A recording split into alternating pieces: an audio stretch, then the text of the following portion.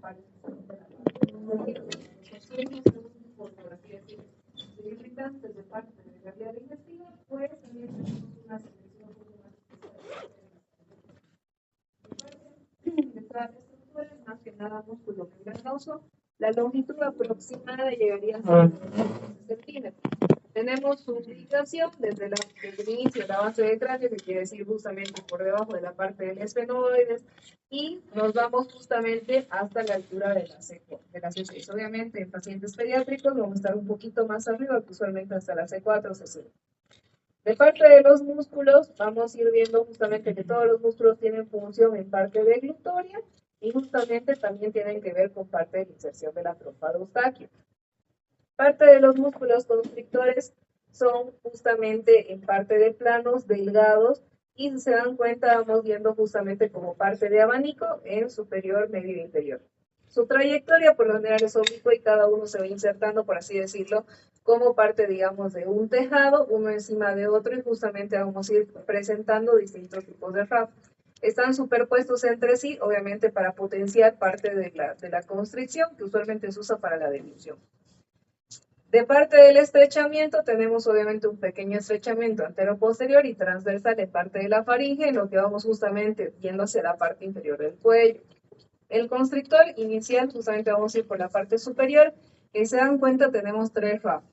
De parte de los rafes tenemos el pterigoideo que va a ir desde el gancho pterigoides, que justamente ahí tenemos el seno de Morgagni, y vamos a ir atravesando la fascia faringovacilar, donde vamos a ir justamente parte de inserción hacia la trompa de Eustaquio y el músculo elevador del velo del paladar. En pocas palabras, este sí tiene que intervenir en parte justamente de la ventilación del oído.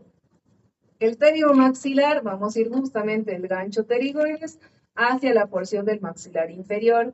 El miloioideo, vamos a ir también desde el gancho, pero justamente nos vamos a ir por parte de la aponeurosis, sino tan justamente vamos a, por así decirlo, desnudar la parte justamente del pequeño ligamento, una pequeña fascia, y vamos a ir hacia la línea miloioidea y ahí al borde lateral de la lengüita. Que por lo general, cuando tienen pacientes roncópatas, este es el que vamos entrenando para que vaya ascendiendo la parte del paladar. Sí. Luego tenemos el constrictor medio, que ese también está en forma de abanico y tenemos fibras ascendentes, transversales y descendientes. De estos justamente vamos a ver que va desde el asta mayor y asta menor, de parte del ioides al ligamento estiloioideo. El inferior tenemos justamente con 2 rafas, una porción tirofaringia, la otra cricofaringia. Como pueden ver, justamente la tirofaringia nos viene desde la parte de la línea auricular del cartílago tiroides y vamos a irnos justamente hacia la parte inferior. Luego vamos al cricofaringio, que obviamente está por debajo del dorso del cartílago cricoides, en pocas palabras de acá, y vamos descendiendo. Ahí justamente se va a formar un pequeño triangulito que es el declive. Y tenemos el divertículo de Senker que vamos a ir viendo en patologías pediátricas. Una vez que ya tenemos la parte de los constrictores, también tenemos los elevadores, que justo tienen relación, como les decía, con la trompa de Eustaquio. Dentro de los elevadores tenemos el palatoestafilino estilofaringio y el salpingofaringio. El más, por así decirlo, el que tiene más relación con parte de la función de la ventilación del oídito es el palatoestafilino, que tiene un haz palatino, un haz pterigoideo y un haz tubárico. Dentro del haz tubárico, ese sí va a ir al borde inferior del cartílago tubárico, en pocas palabras va a estar en la porción más distal de la trompa de Eustaquio, y este sí es el que va a abrir totalmente la parte del cartílago, obviamente llevándolo de manera oblicua y transversal. De parte de los otros 2 rafes, el rafe justamente palatino va a ir justamente a la capa superior de la parte de la aponeurosis y los 2 haces de parte pterigoideo van justamente a la ala interna de la apófisis pterigoidea. Estos se van a unir y van a descender el pilar posterior del pelo del paladar. El estilofaringio. Vamos a ver que justamente este va de la parte interior de la base de la apófisis del estiloides y va en conjunto justamente a la parte de las fibras de la cápsula amigdalina. Eso justamente va a ir atravesando por dentro de la parte del constrictor medio por la aponeurosis lateral de la hipofaringe. Y ahí se va a producir un pequeño repliegue, que si se acuerdan en parte de la capsulita es como que tuviéramos un pequeño borde, que es el repliegue faringoepiglótico. De parte justamente del salpingofaringio, ese también tiene justamente parte de, por así decirlo, apertura de la trompa de Eustaquio, pero este lo va jalando hacia la pared de la faringe. Del velo del paladar. El velo del paladar no nos podemos olvidar que aparte de ser justamente parte del músculo, también tiene una porción mucosa. Eso siempre es importante porque pacientes broncópatas, respiradores bucales, tenemos que ver los dos haces de luz, por así decirlo. Cuando hacemos una endoscopía o revisamos una orofaringoscopía directa, pues vamos a ver justamente al atravesar la luz que la mucosa se vuelve un poquito más translúcida, la parte muscular sí se queda como naranjada. Y eso tiene que ver porque cuando tenemos más, por así decir, la acidez de parte de la mucosa, sabemos que es un proceso antiguo y justamente que se está volviendo otra vez a respirar, digamos, por la boquita o roncar, es decir, tiene proceso justamente ya progresivo que está activo actualmente. Pero si es un proceso, digamos, de varios años y no se está activando, es decir, no está empeorando con el paso de los años, la mucosa y el mismo musculito están a la par. De parte de esto tenemos una poneurosis palatina que está en la mitad anterior y justamente va a recurrir al masón esquelético. De los músculos tenemos 5 en general. El palato estafilino, que justamente es el retractor de parte de la ubulita, que es el que se activa cuando decimos A. El palato gloso está en el pilar anterior justamente de la parte de la cápsula amigdalina, pilar anterior de las amigdalinas. Palato faringio, pilar posterior, en conjunto en medio está la cápsula amigdalina. El periestafilino interno es el elevador y el periestafilino externo es el tensor del velo del paladar, que igual se activan cuando decimos A.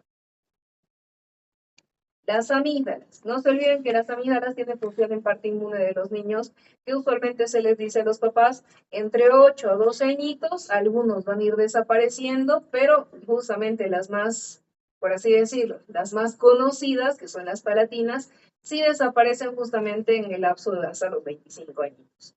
Siempre se les dice en la nueva nomenclatura que al retirar las amígdalas no hacemos más bien un beneficio, más bien es a lo contrario. De parte de las amigdalitas se llama justamente el anillo linfático faringio o justamente de Valdeyer al conjunto de una amígdala faringia o justamente llamada de Luschka, que es el más común, el adenoides.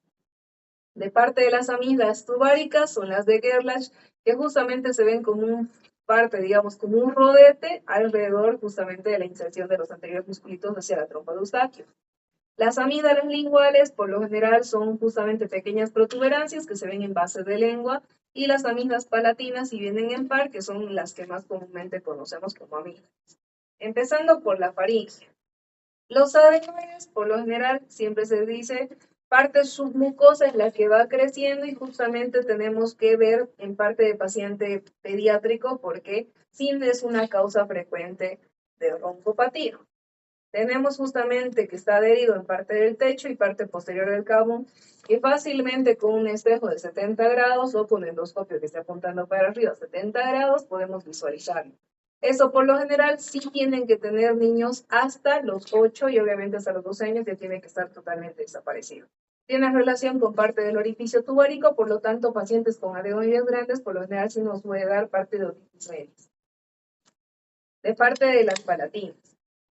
Como anteriormente ya les he dicho, tenemos pilares, que justamente en medio de la cápsula amigdalina tenemos las palatinas, que son las que más comúnmente revisamos. Tienen una recubierta mucosa, la cual se va invaginando en ciertos lugares que va formando las criptas. Las criptas comúnmente no tendríamos que verlas, y se ve como pequeñas rugosidades dentro de las amigdalitas, pero justamente se van, por así decirlo, volviendo más profundas, encapsulando y demás, mientras más inflamación progresiva tenemos crónica. De parte de irrigación, aquí tenemos irrigación justamente grande de parte de la carótida externa, que rama justamente la facial, lingual, palatina ascendente, faringe ascendente y palatina menor, las cuales son obviamente en gran proporción de parte de los sangrados cuando extraemos quirúrgicamente. De parte de estas, se van dividiendo por parte de los polos. Tenemos polo superior, polo medio, polo inferior, que justamente en el dibujito se va visualizando. Palatina descendente, estamos en el polo superior junto a la faringe ascendente. Polo medio, estamos justamente con parte de la palatina ascendente. Polo inferior es el que más sangra porque tenemos justamente parte de ramas del dorsal de la lengua, que justamente es una de las ramas más sangrantes. Nos vamos ahora al lingual. La parte de la lingual son pequeños ganglios irregulares de tejido linfoide que van a estar justamente en la base de la lengua. En pacientes roncópatas, pacientes con reflujo, sí tienden a volverse un poquito más grandes, que se ven como pequeños forúnculos, que justamente a la hora de operar tratamos de, por así decirlo, quemarlo con parte de láser, cosa de que descienda un poco la parte de la base de la lengua y no llegue a asfixiar al pacientito. Dentro de la irrigación, siempre les voy diciendo, justamente parte de la arteria faríngea ascendente va a ser justamente parte de la ramita más importante, la parte superior. Parte de la rama palatina ascendente es parte de la arteria facial. Vamos a ir un poquito más anterior. Rama tonsilar, tenemos justamente que también es rama de la carótida externa, pero justamente se va a ir hacia la parte medial. Y muchas de las ramas justamente de maxilar y lingual van a tener ramas accesorias hacia esta. El drenaje linfático y todo eso, acá les estoy poniendo un pantallazo, pero para patologías vamos a tener los triángulos justamente o las áreas de conglomeración de parte de los ganglios. Tenemos nivel 1A, pterigoideo. Parte inferior va a estar justamente venas faciales, vena yugular interna. Inervación. En la nasofaringe vamos a tener justamente ramas del maxilar del trigémino, los cuales van a inervar justamente parte de del adenoides y todo eso. Por eso hay que hacer una adenoidectomía, no tenemos que raspar demasiado profundo, también porque tenemos justamente ahí la base del estenoides que muchas veces han llegado a lesionar.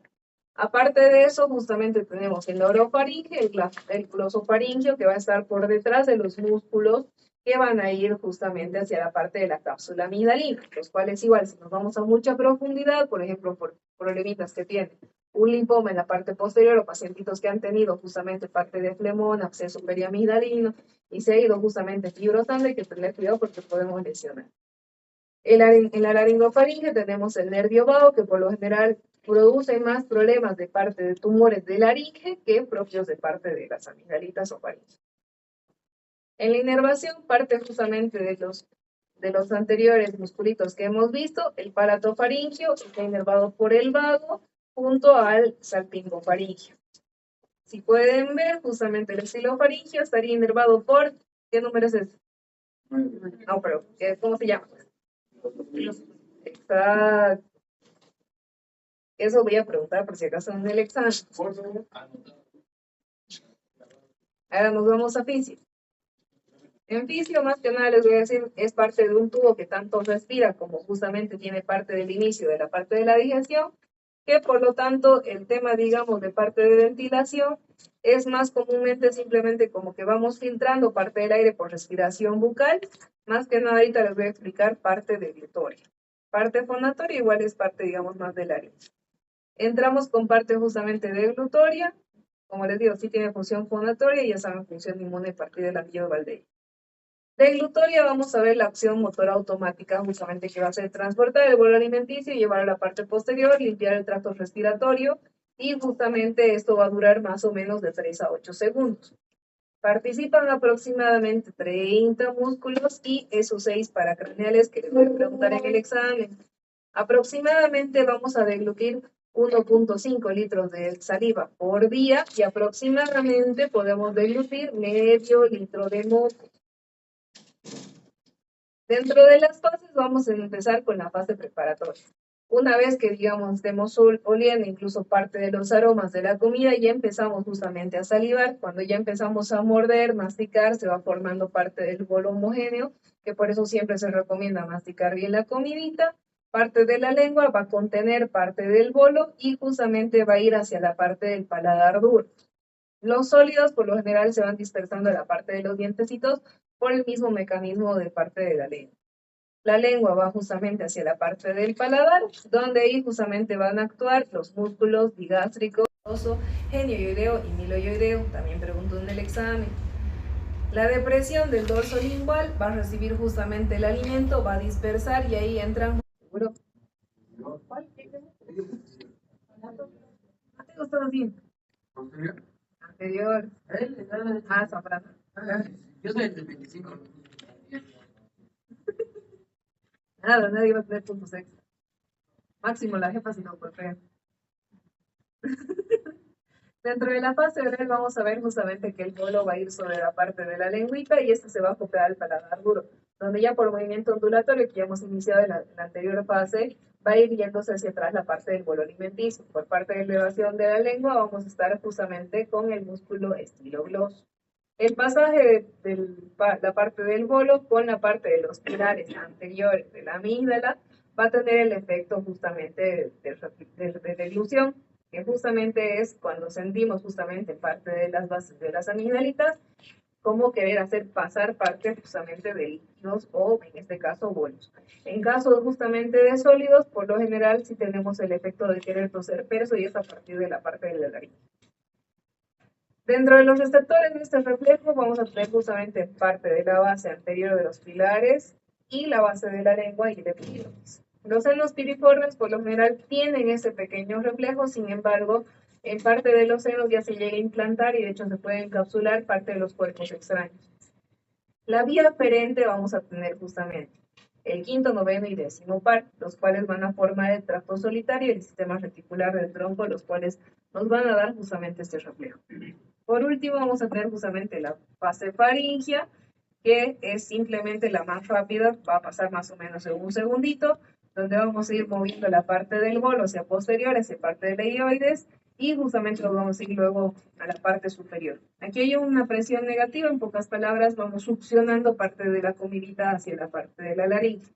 En la laringe justamente vamos a ir con un movimiento hacia la base de la lengua por la epiglotis para bloquear la vía ventilatoria y así simplemente que vaya a la parte de la vía digestiva. Los reptiles aritenoepiglóticos, las bandas justamente ventriculares y las cuerdas vocales van a tener un reflejo justamente a partir del esfínter laríngeo. En pocas palabras, ni bien sienta una partícula que no es aire, se tiene que cerrar totalmente la parte de la cápsula. A partir de esto, de la contracción, vamos a tener una presión subglótica que va a aumentar, en pocas palabras vamos a succionar más fuerte y la ventilación obviamente se tiene que detener porque estamos cerrando totalmente con el hígado. Al cerrar la nasofaringe, justamente va a hacer acción parte del músculo cricofaringio y este justamente va a activar parte de la relajación por el nervio vago del esfínter esofágico superior. En la fase esofágica, justamente es el inicio de la siguiente fase que ya es la digestiva, que simplemente a la parte de la inspiración va a haber igual o mayor movimiento del bolo, en pocas palabras es para que hagamos pasar más rápido, por eso cuando estamos queriendo atorar empezamos a ver tenemos que hacer más presión negativa para que pueda pasar el bolo. Justamente aquí van a tener fibras musculares esofágicas diafragmáticas, los cuales van a tener en relación con el esfínter esofágico inferior. Entonces justamente se va a abrir y inicia justamente la fase ya del esófago. De parte de esto, siempre les vamos a decir, en niños ya recién nacidos va a ser más incompetente, por lo tanto, son justamente los que tienden a recluir un poco más. De parte fondatorio, como les digo siempre, no es, por así decirlo, lo principal en parte de la fonación, al contrario, es más o menos como algo accesorio, como parte de los senos paranasales. Porque si bien tenemos justamente el sistema respiratorio, vibrador y resonador, pues las cuerdas vocales son las principales en producir la fonación. De parte respiratoria, simplemente es como un tubo que va justamente de la vía superior a la vía inferior. De parte del sistema vibrador, vamos a tener ciertos músculos que se pueden activar hacia las cuerdas vocales. Parte del resonador, tomen en cuenta que, como les digo, parte de la faringe, boca, dientes, fosas nasales y senos paranasales cumplen esa función. De la vía inmunológica es más o menos justamente lo que anteriormente les decía, el anillo de Van-Leyen, que son conglomerados linfoides, los cuales tenemos similares como ser en el intestino delgado en las placas de Van-Leyen o justamente el intestino grueso que es parte del apéndice. Las amígdalas en sí tienen gran actividad macrofágica y tienen defensa innata. En parte general, justamente vamos a tener parte de los linfocitos B, células T, linfoblastos B, que van a producir las células productoras de inmunoglobulinas, que dependiendo justamente de qué tipo de amigdalita estamos hablando, producen distintos tipos de inmunoglobulinas. A ver, ¿qué inmunoglobulina produce la adenoides? A. Exacto, de ahí se van a acordar, adenoides A. ¿Qué inmunoglobulinas produce la palatina? A, B, A, B, ¿qué más? G, C. Tarea, por decir que. De local in situ siempre les digo, parte de las criptas es por progresión, que quiere decir mientras más inflamaciones, infecciones hemos tenido, más queremos formar justamente una sustancia que es como un biofilm, que justamente eso lo llamamos caso, que es como una mantequita que va cubriendo parte de las amígdalas y se pueden llegar a formar justamente dentro de la parte de las criptitas como pequeñas segregaciones. Pero si es que ya tenemos acúmulo alimenticio, criptas profundas, si ven algo blanquecino, no es solo el calcio, simplemente es restos alimenticios que se han ido a acumular en parte de las criptas y eso ya se llama tonsilolito. La actividad inmunológica más o menos se da entre 3 a 10 añitos porque las amígdalas no existen en paciente pediátrico menor a 2 años y medio, recién se están, como por así decirlo, formando y van justamente sintetizando parte de las células para formarse. Luego de los 10 añitos ya tendrían que irse atrofiando, que como les digo, la adenoides tiene que desaparecer hasta los 12 años. En cambio, las palatinas se desaparecen hasta los 25. Ahora nos vamos a ir a semiología. En la semiología obviamente vamos a ver cavidad oral, vamos a ver labios, vamos a ver todo el conglomerado en general. Sin embargo, nos vamos a enfocar un poquito más en lo que es importante para ustedes. De inicio, obviamente, como les digo, vamos a ver justamente parte de clínica en relación a lo que vamos a ver en parte de la faringe. Se divide en nasofaringe, justamente orofaringe y laringofaringe. Nasofaringe, por lo general, vamos a tener parte de obstrucción nasal, puede ser justamente por crecimiento de parte de la adenoides y todo eso, que puede ser bilateral, unilateral. Unilateral siempre es por parte de patologías tumorales, que quiere decir, puede ser un tumor que está creciendo desde la parte de la cavidad nasal, que está colgando hacia la parte posterior. Pero netamente, justamente, del adenoides es muy poco probable. Amígdalas tubáricas sí hay de crecimiento unilateral. Bilateral puede ser atresia o imperforación de parte de las coanas, que eso justamente es una consulta común en parte de recién nacidos, disembrioplasia, quistes, hipertrofia adenoidea neonatal, que se da tratamiento, y en niños hipertrofia adenoidea. De parte de la rinorrea posterior, es justamente como el pacientito que va sintiendo que va deglutiendo algo y que es como que se le bloquea como un gel, digamos, que justamente es el moco, que puede ser tanto mucoso en caso de rinitis alérgicas, mucopurulento en caso de rinosinusitis, que justamente siempre es causa nasosinusal. Claro, unilateral puede ser por parte de un antecedente de que se ha vuelto a la cabeza el pacientito y está teniendo una fístula.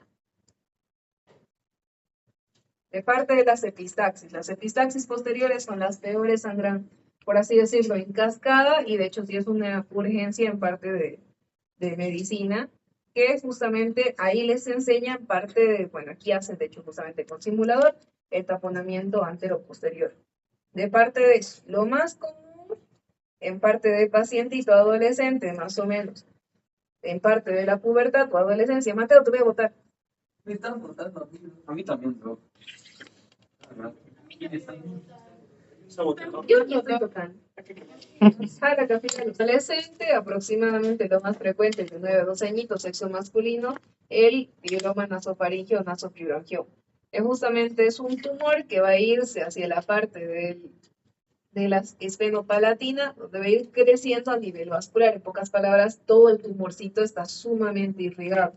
Entonces, si es que alguien se ha animado a tomar una biopsia, ha sonado fuerte la naricita, o justamente ha sufrido algún otro tipo de inflamación, te da sangrados masivos. Se puede desangrar el pacientito y morir en un par de minutitos. Carcinoma nasofaringeo, si tienen un pacientito justamente de que normalmente el paciente dice, sangro bastante, me han hecho taponamientos bastante recurrentes y no se queja absolutamente de nada, pues ya pueden sospechar en parte de un carcinoma nasofaringeo. Pacientes de parte laboral que han estado justamente con parte de arsénico, o por ejemplo fibra de vidrio, que es bastante común ahora, o por ejemplo los de capinota que tienen justamente parte de la industria del cemento. Es bastante común encontrar ahí. A nivel global, de parte racial, Asia del Sur, África del Norte tiene mayor cantidad de esos pacientes. Ruptura carotídea es muy poco común, usualmente es traumática, pero sí tiende a ser mortal. Orofaringe.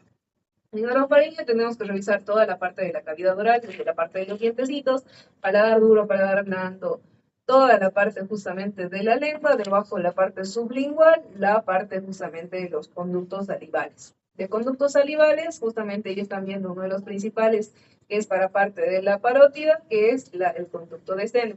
Está a la altura del segundo molar y justamente masajeando la parte de la parótida tendría que ir segregado. De parte de las glándulas sublinguales, levantamos la parte de la lengüita y simplemente nos vamos a ir fijando por parte de estímulo, presión, si es que van secretando parte de la salivita. La parte justamente de las glándulas submandibulares, que como pueden ver, da doble tipo de secreción, que es serosa y mucosa. En pocas palabras, tiene una secreción un poquito más líquida en relación a las anteriores. En orofaringe nos tenemos que fijar lo principal. Si tenemos una lengüita aframbuesada, ¿en qué tipo de pacientes vamos a ver? ¿Qué enfermedad es esa? Enfermedad escarlatina, bien metido. Leucoplaquia, aquí es bien común. Se ven parte de carcinomas, pero justamente son los pacientes pichadores.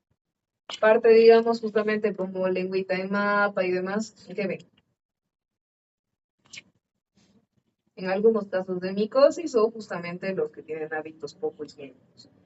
Frenillo tenemos que buscar tanto frenillo lingual como justamente frenillo vestibular, que ya a los niños siempre hay que decirles que levanten la lengua hacia la parte del paladar duro y lo saquen totalmente. Algunos, si es que no logran, obviamente hay que hacer frenilectomía, lo hace tanto odontología como parte de otorrinolaringología. Del vestibular, agarramos, retraemos y justamente el labio tiene que llegar hacia la parte de la punta de la nariz. En orofaringe nos vamos justamente de afuera hacia adentro y de lateral hacia medial. En pocas palabras, revisamos los labios, revisamos mucosas, revisamos encías, revisamos dientecitos, revisamos vestíbulo. Luego nos vamos a la parte de los cachetitos, que justamente es parte vestibular. Nos vamos a paladar duro, que por lo general el paciente respirador bucal tiende a ser ojival. Nos vamos a paladar blando, vemos justamente los pilares de las amígdalas, la úvula. Nos vamos a la parte del piso de lengua, parte de la lengüita, dorso de la lengua y laterales. En orofaringe y hipofaringe ya es un poquito más complicado la parte de los síntomas, porque tenemos mayor cantidad de enfermedades. Entonces, en dolor faríngeo nos fijamos si es pacientito con fiebre, pacientito sin fiebre.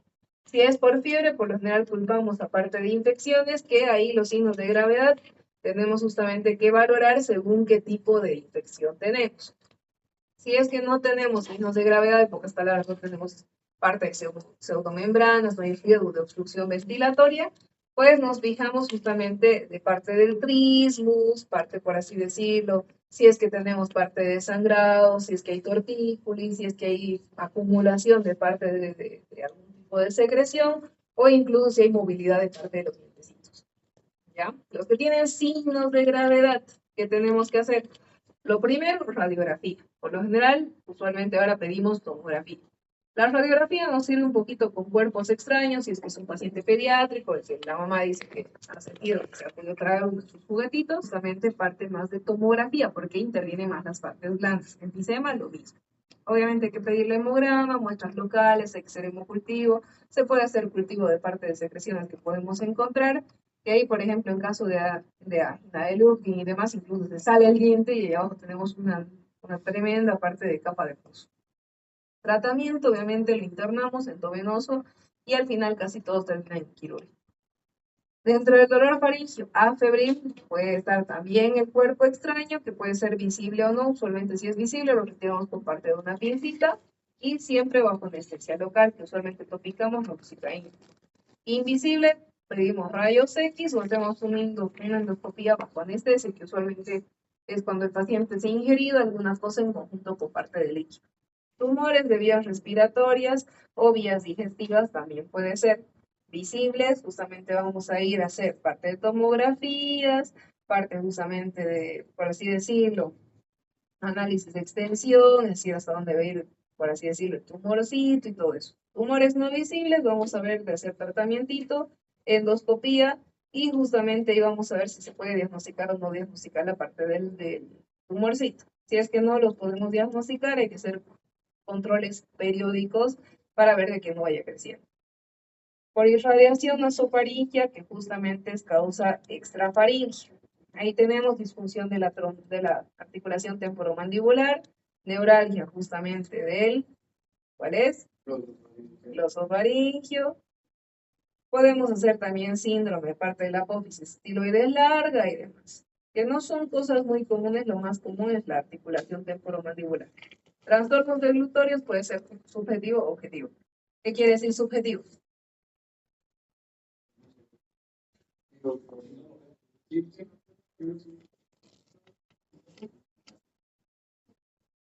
Exacto. Y objetivos que sí lo podemos, por así decirlo, ver la manifestación. Subjetivo, que quiere decir el pacientito que dice, siento que algo me molesta acá. Agarramos y le preguntamos si es que sale hacer pasar la salivita, si es que sale hablar o si es que sale respirar. Si les dice con deglución, ahí tenemos que descartar si es que hay algún tipo de cuerpo extraño, infección, inflamación, o si es una causa extrafaringea, ahí articulación temporomandibular también. Causas justamente de parte de que no hay alteración justamente con la deglución, nos fijamos si es que hay algún tipo de parestesia, parálisis, faringoamigdalitis o faringitis crónica, nos fijamos. Ahí si es que la causa es baja o alta, como les iba diciendo, caso sinusal, parte justamente esofágica y demás. En los objetivos vemos justamente el stop bucal, que eso puede ser simplemente psicológico. Pacientes muy ansiosos tienden a cerrar parte de la laringe y tienden a cerrar justamente la apertura de la parte posterior de la faringe. El stop faringio puede ser neurológico, justamente por parálisis, enfermedades degenerativas, parte, digamos, de espasmos y demás, pero también tenemos justamente los orígenes faringios. En pocas palabras, los que más nos importan, orígenes de parte anatómica. Tumores, bocio, divertículo de Sanger, como les decía, que hay que descartar en pacientes pediátricos sobre todo, estenosis y demás. Si es que tenemos justamente pacientito con regurgitación precoz más bloqueo alimenticio, ahí siempre sospechamos del divertículo de Sanger. Ahí tenemos que ver justamente el tránsito con parte faringoesofágica. Ahí hacemos los test deglutorios con parte de un yogur, que usualmente lo teñimos, bajo endoscopía justamente les hacemos deglutir para ver la activación de los músculos. Orofaringio, hipofaringio, igual tenemos obviamente parte de hemorragias, que lo más común es las varices linguales, que ahí hay que, por así decir, hacer un diagnóstico diferencial con parte de las esofágicas. Aparte de eso, justamente tenemos ahí parte de tumorcitos. Miren que justamente en el otro dibujito tenemos las varices esofágicas, tenemos justamente parte de nódulos y demás. Parte de la alteración de la voz. Como les he dicho, más que nada es un vehículo. Sin embargo, pacientes que tengan insuficiencia velopalatina, obviamente van a tener como la voz en papa. En pocas palabras, van a andar así. Así que, bien sospecha, tienen que fijarse si es parte de un tumor o parte del pelo del paladar. Broncopatía. En la broncopatía, siempre les digo a los que han tratado conmigo, las amigdalitas en parte de los niños tienen que verse como el tamaño de una revista, máximo hasta los 25 años. Luego de eso, si tenemos parte del pilar anterior cubierto, tenemos justamente una hipertrofia grado 1. Parte de anterior, que ya va cubriendo la parte del pilar posterior, grado 2. En las líneas parovulares tenemos grado 3 y la línea mediovular, grado 4. Que tanto en la broncopatía como justamente hipertrofias amigdalinas en niños tenemos que poner los grados. Igual hay otra nomenclatura que lo divide simplemente en A, B, C, D. ¿Ya?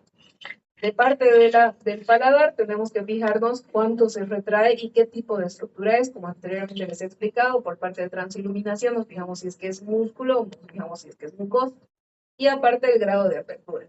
Eso porque tenemos que diagnosticar si es respirador bucal, broncópata, que puede ser intermitente, puede ser justamente persistente, y las apneas del sueño. Dentro de las parestesias hay que fijarnos si el pacientito tiene causa superior, causa inferior o causa psicológica. Exámenes complementarios. Obviamente ahora vemos con parte de endoscopía y todo eso, parte de todas las estructuras. Pero anteriormente, ¿qué hacíamos? Baja lengua, lucecita, y simplemente revisamos. Con parte, digamos, de las nuevas cosas que podemos hacer, radiografía, tomografía, resonancia, y es un poquito más fácil diagnosticar. Y usualmente radiografía lo usamos para ver parte del adenoides, igual para ver la parte de la amigdalitis. Obviamente se puede ver otro tipo de estructuras, pero principalmente eso para faringeo.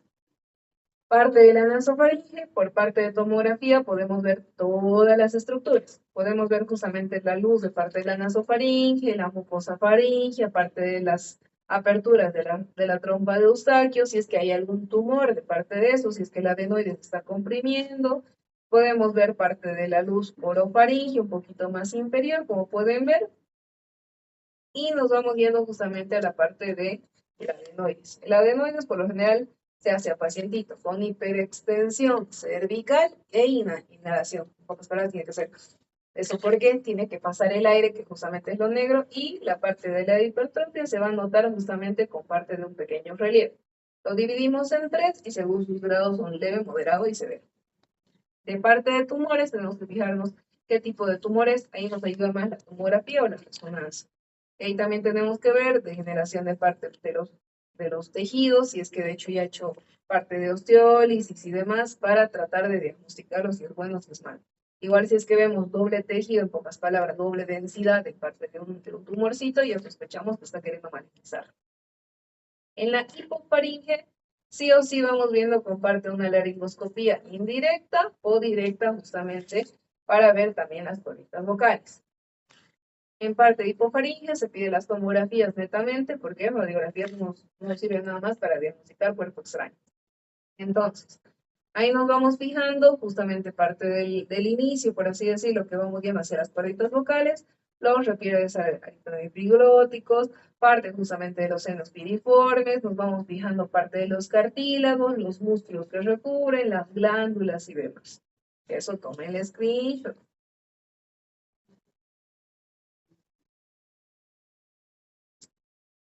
¿Quieren ser el más libre? Ya, por la siguiente avanzamos el 4 y el 5.